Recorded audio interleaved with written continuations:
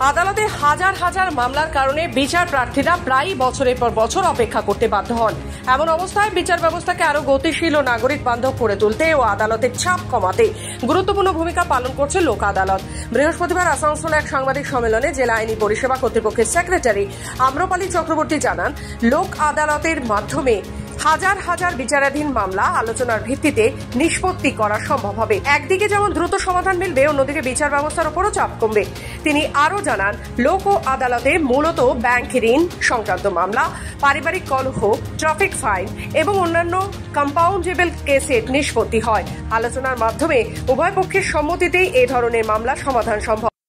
আমাদের তৃতীয় ন্যাশনাল লোক আদালত অনুষ্ঠিত হবে আগামী 13ই সেপ্টেম্বর এবং পুরো সারা ভারতবর্ষ জুড়ে এই লোক আদালত অনুষ্ঠিত হবে। আমাদের ডিস্ট্রিক্টে মানে পশ্চিম বর্ধমান ডিস্ট্রিক্টে আসানসোল এবং দুর্গাপুর কোর্টেও এই লোক আদালত অনুষ্ঠিত হবে। প্রধানত এই লোক আদালতে কেস দু রকমের কেস নিষ্পত্তি হয়। এক কেস হলো যেগুলো কোর্টে পেন্ডিং রয়েছে, সেরকম কেস আসতে পারে নিষ্পত্তির জন্য, এবং যে কেসগুলো কোর্ট অব্দি আসেনি, প্রি লিটিগেশন স্টেজে রয়েছে বা কোনো একটা বিবাদ কারোর মধ্যে রয়েছে, তারা ডিএলএস এর সাথে যোগাযোগ করে লোক আদালতের মাধ্যমে সেই সংশ্লিষ্ট বিবাদ থেকে মীমাংসা করতে পারে। আসানসোল থেকে রাহুল পাসওয়ানের রিপোর্ট, খবর বাংলা। কমফোর্টেবল ম্যাট্রেস মানেই RRK ম্যাট্রেস। ওয়ারেন্টি নয়, গ্যারেন্টি দেয় RRK ম্যাট্রেস।